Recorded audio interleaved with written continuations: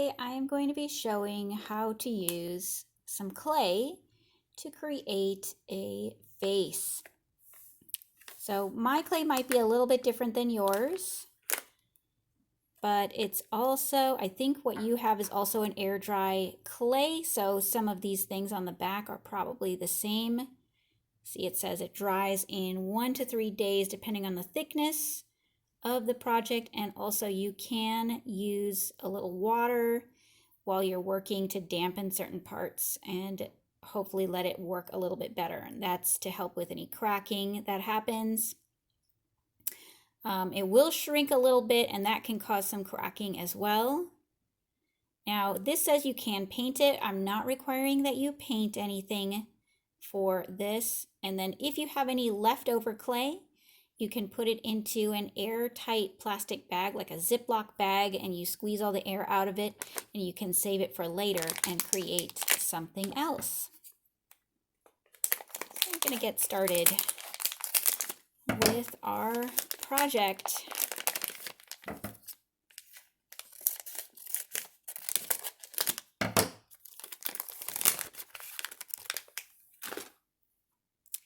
I'm working on top of a green piece of paper so that hopefully you can see what I'm doing a little bit better.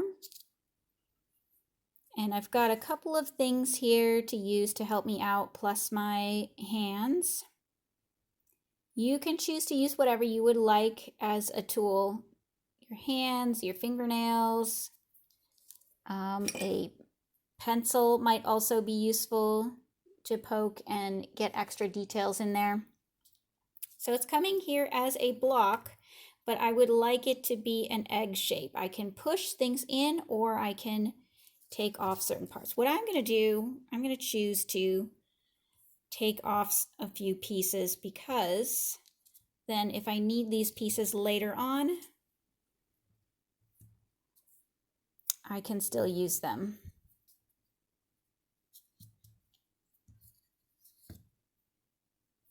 I want to start by making the shape of the face, which is kind of an egg shape. You can reference a photograph.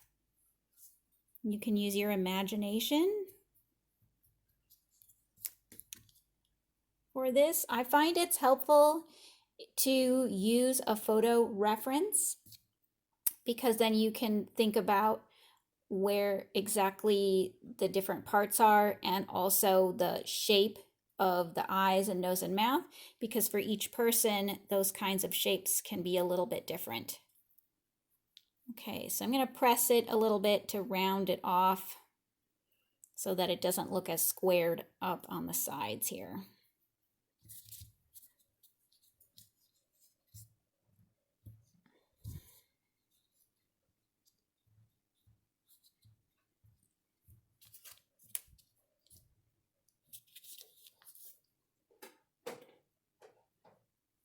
Okay, as I'm working, I can continue to smooth things out or round them off.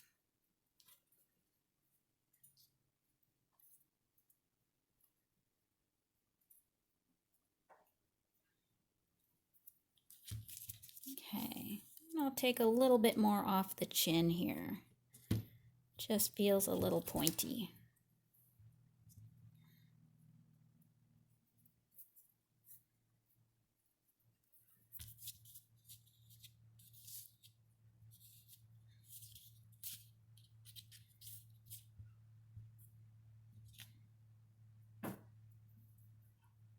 And I'm going to leave the back of it flat so that it sits nicely on the table. Now, if you want to add a neck and shoulders, that's up to you. See, I've got this extra clay here. That's something I could potentially use it for. I'm going to squish my extra clay into a ball right now to save it. That'll help keep it from drying out too much if I need to use it later. Okay, second thing is to mark the areas. I start by marking a line in half for left and right side of the face. I mark a line in half this way. The eyes are going to go in the middle. This is the forehead and the hair. In between here, about halfway down, I mark another line. This is where the bottom of the nose goes.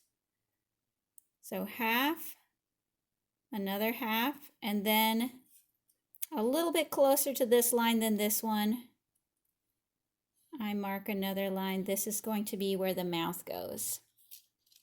So again, that's half for left and right, half for top and bottom. This is the eye line. Take this, split it in half again. This is the bottom of the nose. Then split it kind of more a little bit closer to the nose line. This is where the mouth is going to go. Okay, next I'm going to push around on the face a little bit to make some different areas. So what I like to do is push where the eye sockets are going to be towards the nose area, because this helps me to push up the nose at the same time that I am making the eye area.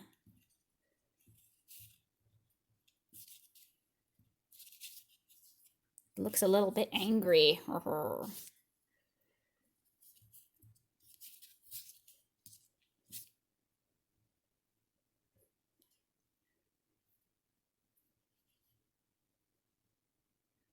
Okay, and if it helps, you can use a tool like this as well. Okay.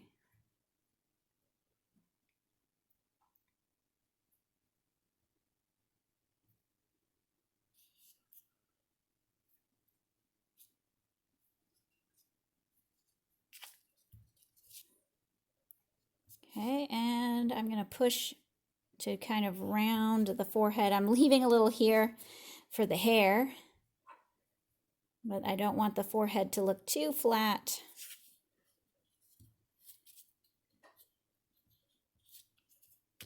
So I'm pushing it kind of towards the middle of the forehead there a little bit more.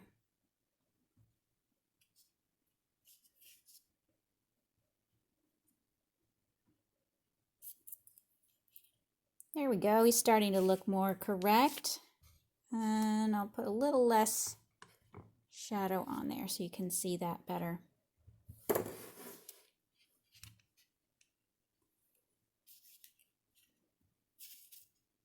Okay, so I've got a dip for the eyes. I've got the nose is coming up. Okay, now your cheeks are here. And I like to take from like the bottom, the corner of where the mouth is going to be, and push up. This helps to form up the cheek a little bit more.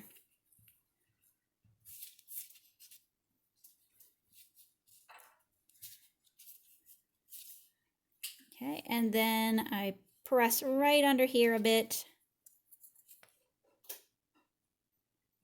See, there's my mouth line, but right under it, because I want to leave a lip,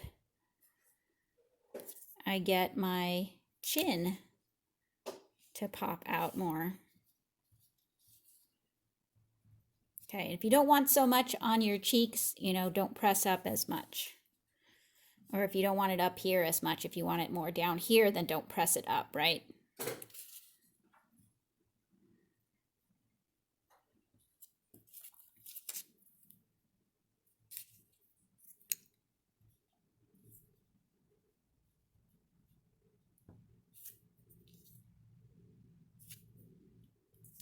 Okay, I'm going to press in a bit right here to show you where that mouth is.